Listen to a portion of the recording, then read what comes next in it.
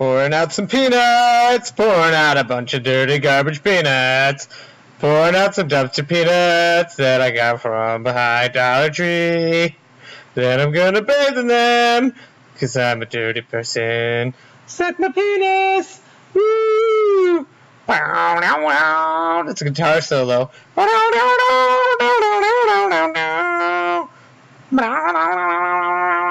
Kenny! Kenny, you can't just walk on stage during a fucking sound check! What the fuck, Kenny? Hey guys, it's me, your pal Sparrow Medicine, and I'm sitting here in my luxurious apartment bathroom where I have filled my tub with 10,000 crunchy mancheros, cacahuetes, Mexican crunchy peanuts, and chili crunchy peanuts. Now, because I'm insane, I found these behind the Dollar Tree in my town, and I didn't spend a cent on them. Now I'm gonna get in this whole tub full of 10,000 dirty dumpster peanuts, and I'm gonna tell you a story. Cameraman, if you could unswivel that and show them our tub full of 10,000 peanuts. This is the 10,000 crunchy Mexican peanut challenge. 100 layers of crunchy Mexican peanuts. That's right. First, let me get out my fabulous body.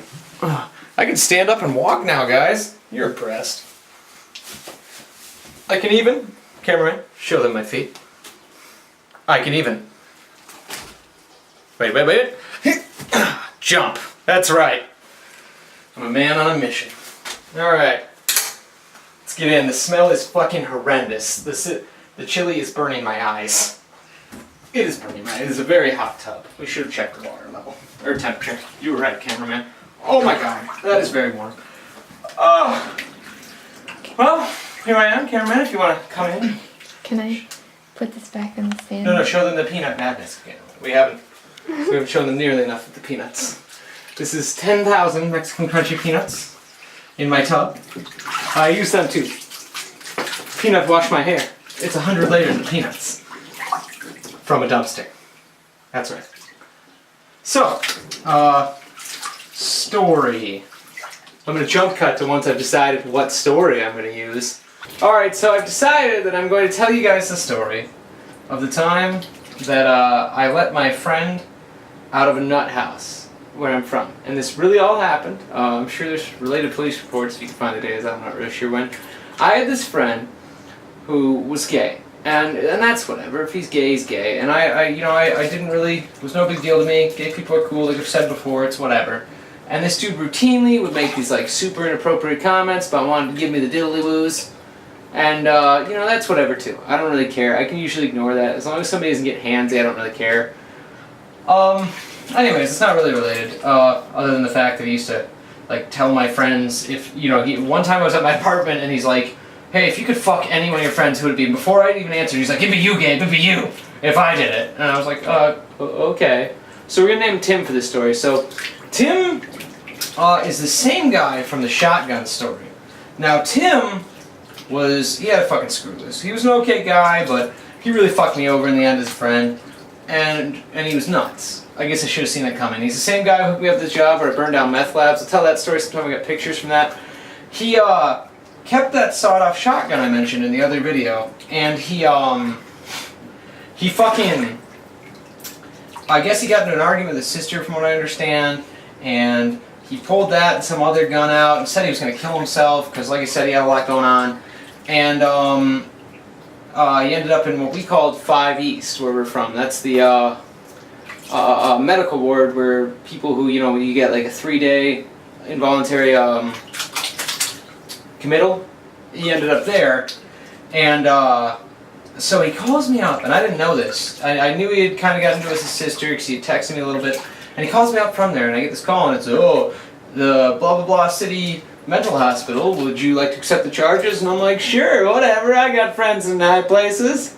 And so he's like, hey Gabe, what's up? It's me, Josh. I'm like, hi. It's me, Tim. I'm gonna have to jump. He's like, hey Gabe, it's me, Tim. I had to jump cut that because I said his name. So he goes, hey man, I'm up in this mental hospital, my sister got me put up here, I can't make it, man, and he's one of my best friends in the world. I truly believe if somebody's like your good friend, you should do whatever they ask, as long as it's not, you know, fucking murder somebody with me on this highway, or whatever.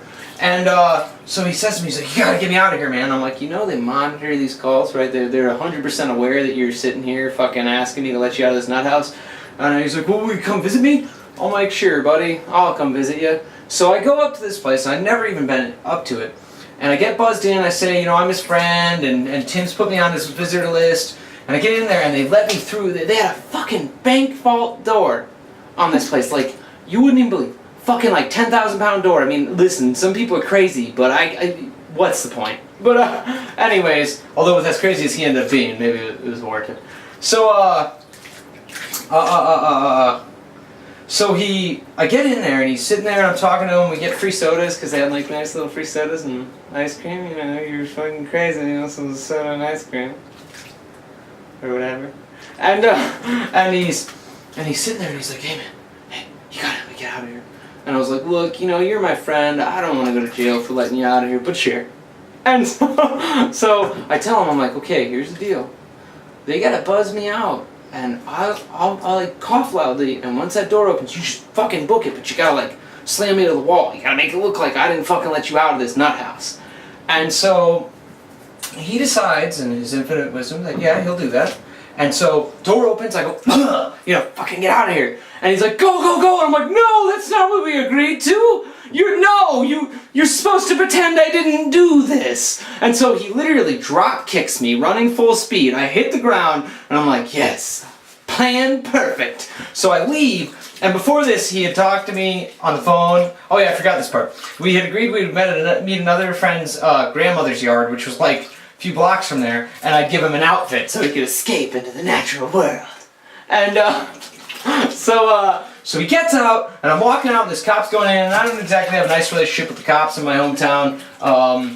One of the cops involved in this, I'll get there. So this cop goes, hey, did you see where your buddy went? And I was like, I didn't see a thing. He escaped, officer. It's so crazy. He kicked me. Everybody saw. He assaulted me. And so I leave, I go to our predestined meeting place, and I'm sitting there, and he's my friend, and I'm like, I want to go home and maybe masturbate. And I'm sitting there, and he finally shows up, and I'm like, alright, here, quick, take the clothes. And instead of packing them in a bag, I had actually worn 2 sets of clothing, so I could switch clothes when he switched clothes, because I was being a criminal caper mastermind. And so he tells me that they had looked for him, there was a code blue, which was like, there's a crazy fuck who escaped and kicked his friend. That's the literal code for that on the hospital thing.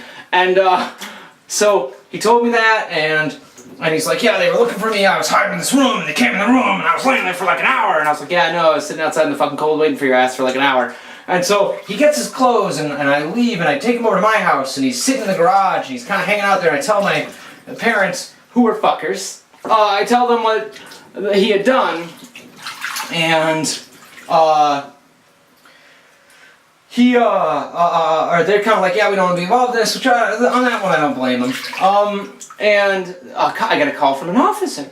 And it's a certain officer who later in life caused me all kinds of strife. He once, there's another story where he planted a fucking gun shell on my brother when he arrested him from high school for throwing a cookie. And these are all 100% true stories. And he then, like, recanted this story when my dad's like, yeah, none of us own guns, what? And he called me, he's like, have you seen Josh? I'm like, no. I'm like, who the hell is this? And he explained who he was, and I'm like, okay, you can go fuck yourself. And I hung up on him. He calls me back, and he's like, oh, if I ever see you, I'm like, you're gonna what? You gonna come beat me up, big mean officer? And so he pretty much said yeah, and I just hung up again. I was like, alright, well, fuck yourself. And so I told Josh, I'm like, look man, there's a lot of heat coming down from the fuzz. I just called him his name again. Alright, well, you know what? His fucking name is Tim. I'm not editing it. His name is Tim, suck a dick. And anyways, Tim ends up turning himself back into the hospital, and he spends his remaining 2 days, and even after escaping from the hospital, they're like, yeah, he seems alright, let him go. And so he goes, and we're at the mall like maybe 2 days later, and the same fucking officer pulls up, and he's like, oh, hey, you supposed to be out of the hospital, Josh? Tim? And and we're like, yeah, he's supposed to be out. He's fine. And the cop's like, well, you gotta stay here while I call him in. So he calls him in. He's fine. Nothing happens. And that's it, I guess. That's the time I let one of my best friends out of the mental ward. You know, you can't pay for that kind of friend. If I was him, I'd have probably tried to stay my friend. But you know, shit happens. That's life. Anyways, I'm gonna take a nice, relaxing dip into my warm nuts. And thanks for watching. Like, comment, subscribe. This has been 100 layers of Mexican crunchy peanuts. I wish I had a fart. It'd be a lot funnier. Bye.